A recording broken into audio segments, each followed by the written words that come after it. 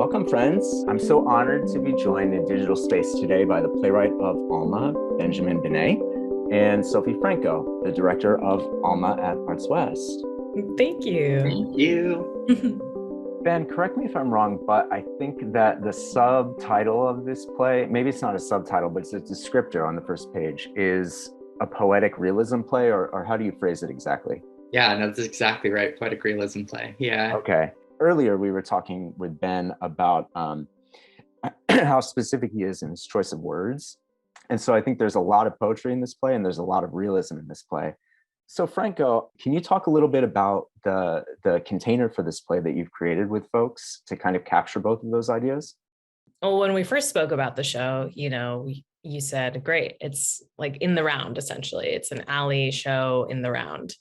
And I was like, okay, great. This like the potential for this hyper realistic production immediately fell away. And I think that created a lot of room for freedom for just being able to observe these people with realistic language, but sort of with poetic environment. That is where it feels like it's real. It's like the content is so realistic. The language is hyper realistic and feels so familiar and so specific to the location and the situations and the characters. And then, I'm like, let's get weird. What's happening with the sound score and the television, bringing things in.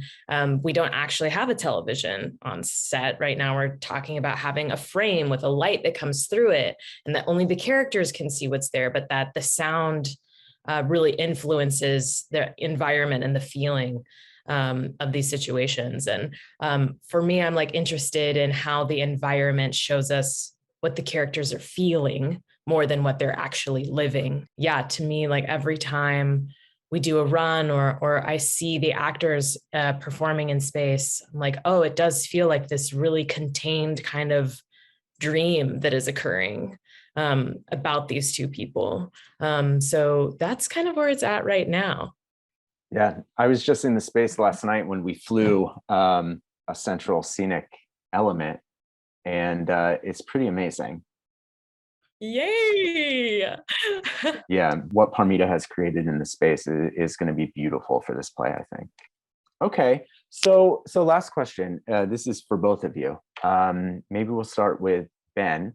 But Franco, I'm interested to hear what you think too. What do you hope the audience experiences in seeing this play?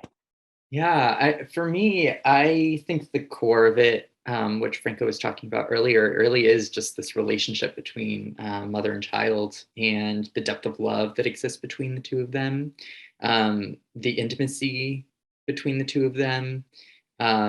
Where have they like drawn lines and like put up walls between each other within the relationship, and how are those things crumbling over the course of the play for better and for worse, or perhaps what feels worse initially and then allows for like a deeper sense of connection ultimately. Yeah, I hope that they see a love story that feels relatable, hopefully in some ways. In some way it hopefully will inspire people to communicate with their mother or parental figure in their life who's very dear to them. Because I think the play, at least for me, made me realize how much my mother and my parents had sacrificed for me, and how as a child, I've only, I think, scratched the surface of like what that has meant for them, and I think it's now beginning to prepare me for like what are the sacrifices I'm willing to make on behalf of others in my life. Yeah, I love everything that you just said about relationship and intimacy and the tenderness. There's so much love and history in this relationship, and that's beautiful.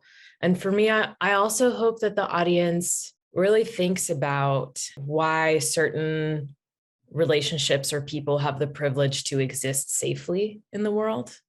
And right, it's like, for me, it's like the core of this play really is, it's human love, right? It's this huge well of fucking love and resilience and, the desire to dream, right? To have the privilege to dream. I hope that people just think about that and think about like, how can we participate in creating a world where every family and every person has the freedom to love and dream as they would naturally, right? With outside of these really oppressive systems.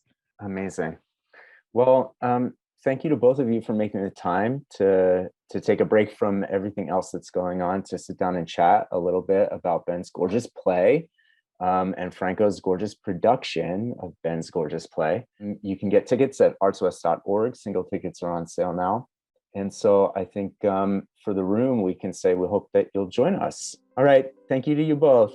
Thanks. Thank you. Good to see your faces, like always.